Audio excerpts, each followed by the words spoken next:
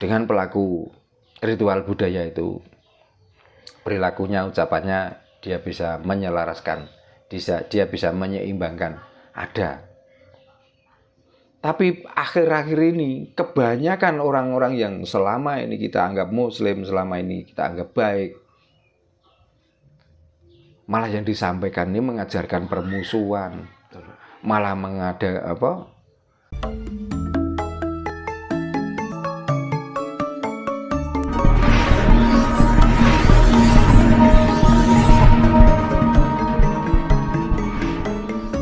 Jadi orang yang sudah melakukan hal tentang keselamatan dirinya, keselamatan orang lain, keselamatan dunia, itu sebenarnya yang dimaksud muslim. Meskipun agama apapun. Lah agama kan buatan kita sendiri. Iya. Kita mau bikin agama apa? Karena muslim kan kita mengadopsi dari bahasa luar toh. Yang artinya apa? Ya menuju ke keselamatan itulah muslim. Lah apakah menuju ke keselamatan itu harus sholat itu? Harus zakat? Harus puasa? Nyatane wong sing salat, wong sing poso, sing zakat, sing haji, sing wis syahadat, prilakune yo ora nyelametno wong, ucapane yo ora nyelametno, greget-greget to wong. Nggih, malah gawe lara ati wong. Apakah niku sing pantes diklaim seorang muslim? Nggih, kan mboten ngoten. Kelihatannya orang enggak beragama, tidak melakukan budaya agama. Tapi kalau dia punya harta, dia selalu bersedekah. Di saat dimintai tolong orang lain, dia membantu. Itulah orang muslim, betul ya? Ya itulah orang muslim. Iya. Pelaku keselamatan itulah muslim. Soalnya kan faktanya bahwa kebanyakan kata muslim itu kan diklaim oleh salah satu agama kan gitu Pak Darno. Nah kalau seperti ini kan sudah jelas Pak. Lah niku lah salah tiyang niku lek tasik terhalang tire otake. Tasik mengikuti budaya-budaya luar yang sebenarnya budaya itu dia sendiri tidak paham melakukan itu. Jadi seolah-olah muslim itu adalah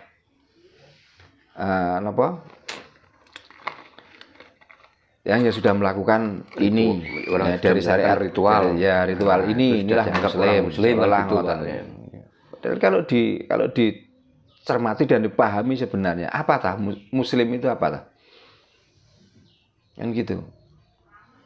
Nah kalau berdasarkan agama sampai berapa ratus bahkan berapa ribu agama yang ada, itu kan buatan manusia itu sendiri. Untuk apa sebenarnya? Untuk biar menjadi pelaku muslim sebenarnya.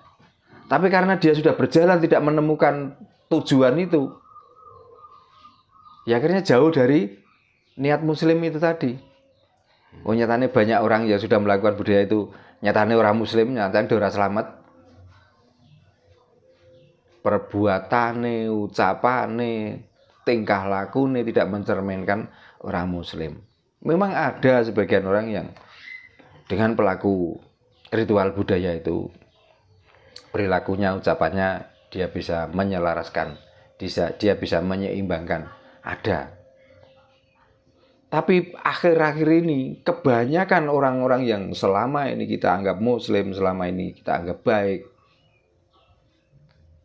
malah yang disampaikan ini mengajarkan permusuhan, malah kita itu diadu domba untuk tidak saling mempercayai pada orang lain. Nah pertanyaannya gini loh, orang-orang yang kita anggap baik dan dia sudah menyampaikan fatwa, itu kita ikuti. Terus fatwa-fatwa yang disampaikan itu kita diajari untuk membenci orang lain, untuk tidak percaya orang lain.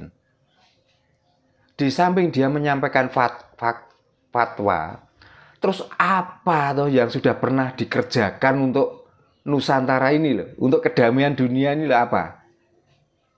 Apakah caranya untuk mendamaikan dunia ini cukup kita menyampaikan cerita-cerita masa lalu?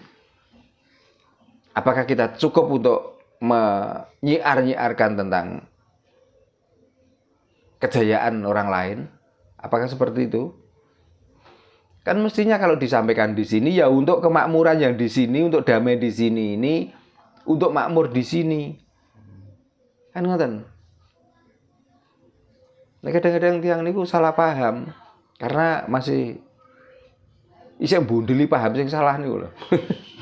Sehingga ajarane ya wis ngono-ngono kuwi wae, gak pernah membuat ketentraman. Malah tiang niku didogma-dogma. Tiang niku namung diberi harapan-harapan. Malah banyak perpecahan Pak nggih. Nah, Nyatanya sehingga kita niku di kotak-kotak. Kalau enggak satu apa ya akidah, tapi beda aliran. Napa sing terjadi? Jadi padahal dengan panutan yang sama, hanya tidak sesuai dengan yang diangen-angen dan otaknya, wis diklaim bahwa ini sesat, ini salah, ini yang dilarang, ini yang diridhoi. Apalagi kalau sudah ngomong yang dilarang dan diridhoi, ini kan sudah membicarakan tentang rahasia Tuhan toh. betul. Nah, apakah pernah berpikir kok kebangetan men rahasiane Tuhan kok sampai iso ngerti bocorane ini lho. Oleh bocoran kondi. Nah, ngeten lho. Apakah itu bukan sebenarnya otak-atik dari otaknya sendiri sehingga berani membocor-bocorkan rahasia Tuhan? Kepengen ngabekti, kepengen ibadah, kepengen sholat. Dan ngoten ampun. Kalau itu dianggap wajib, iya itu kewajiban manusia memang. Tanpa itu kita tidak sadar bahwa kita masih hidup. Dan ngoten ndak penak. Sing penting ucapan kita niku ora nyakiti wong liya, perilaku niku ora bencikna wong liya. Dan ngoten ampun. Di kemarin ketika wawancara di kemarin itu Pak kan membahas tentang karma ya.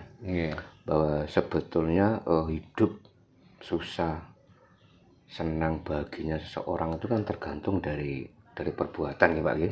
Dari dharma. Dari dharma. Nah, ketika kita sudah mengevaluasi gitu tentang apa-apa kesalahan kita yang dilakukan di waktu yang lalu, kan kita sudah mengevaluasi gitu. Terus kita sudah bekerja keras. Ya. Kita sudah merencanakan. Nah, kita sudah melakukan spiritual, kita sudah sudah menyembah Tuhan lah kasarnya seperti Pak ya. Nah, tapi kenyataannya itu kita yong. Jadi Tuhan itu berkehendak lain Pak. Apa yang harus kita lakukan Pak Dan? Ketika kita sudah mengalami seperti ini. Kita melakukan sesuatu mungkin masih kira-kira, itu masalahnya. Jadi kita belum menemukan kunci yang sebenarnya. Gitu. Makanya kita tuh berusaha untuk belajar untuk melakukan itu supaya kita apa? Supaya kita tuh mencapai kunci. Nah, kunci tentang apa? Ya kunci tentang supaya kita itu tidak selalu berandai-andai dan kita itu tidak mengharapkan dengan melakukan ini supaya kita tuh nggak zong. Dengan kita taat sudah melakukan hal yang terbaik karena dulu kita pernah melakukan hal yang buruk. Sehingga kita itu memperbaiki perilaku kita, tapi kok kenyataannya masih zong. Masih zong, betul. Ya. Sekarang gini, kalau kita disuruh berjalan ke utara, apa kita itu langsung melakukan perjalanan ke utara? Apakah kita tanya, utara itu mana yang dituju? Kalau kita sudah tanya, kalau kita berjalan ke utara yang dituju itu ini, di sini ada ini, mungkin kalau kita ke sana nggak kesasar. Tapi kalau karena kita itu diperintah saja, tidak. Tapi kita itu berusaha untuk belajar ke utara karena pernah dengar. Ada orang, kalau kamu kepengen selamat, berjalanlah ke utara. Nah kita sadar nggak kalau di utara itu ada laut? Apakah kita masuk ke sana? Akhirnya kan yuk lelep. Nah zong itulah karena kita itu sebenarnya sudah berjalan ke sana, tapi kita itu enggan tanya di mana atau titik utara itu. Nah itulah penyebab orang itu zong. Kalau ditanya sudah disuruh belajar berjalan ke utara, saya sudah berjalan. Kalau di jalan saya diperintah nanti kalau ada batu kamu singkirkan, sudah saya singkirkan. Tapi kenapa utara itu nggak memberi apa-apa pada kita? Nah karena kita itu lupa waktu melakukan itu tanya toh. Titik utara yang disuruh untuk berjalan itu mana dan di sana itu ada apa? Gitu loh. Supaya kita itu walaupun belum sampai titik utara, kok utara yang dimaksud itu sudah sampai. Kita kan tahu kita harus melakukan apa di situ. Makanya banyak orang yang sudah melakukan spirit, orang yang sudah melakukan tentang ajaran, apa saja, baik agama maupun kapitayan. Hasilnya zong. Masih zong. Yang ada apa? Tetap mengeluh. Betul. Nggih. Gitu. Nah, makanya saya di sini tuh mengajarkan, bahkan sampai nggak boleh diliput ya. Orang-orang yang seperti itu maka saya arahkan ke tujuan. Kalau saya menyuruh orang itu berjalan ke utara atau ke barat atau ke timur, itu saya sudah memberi tanda-tanda. Kalau ke timur itu artinya ke sini dan di tempat inilah. Bukannya hanya menuju ke timur saja. Setelah di timur kamu harus melakukan sesuatu. Setelah melakukan sesuatu di sana ada ini. Maka kalau butuh ambillah, kalau enggak usah. Supaya apa? Kita kembali umpama dari selatan ke utara. Dari utara kembali ke selatan kita sudah membawa oleh-oleh. Gak tangan kosong. Tapi kalau hanya disuruh berjalan ke utara, sedangkan titik utara pun tidak ditunjukkan. Perasaan ini sudah nyampe ke sana, tapi di sana itu saya harus mengerjakan apa? Karena jenuh di utara, akhirnya kembali dengan tangan kosong, alias zong niku wau. Maka metode nih,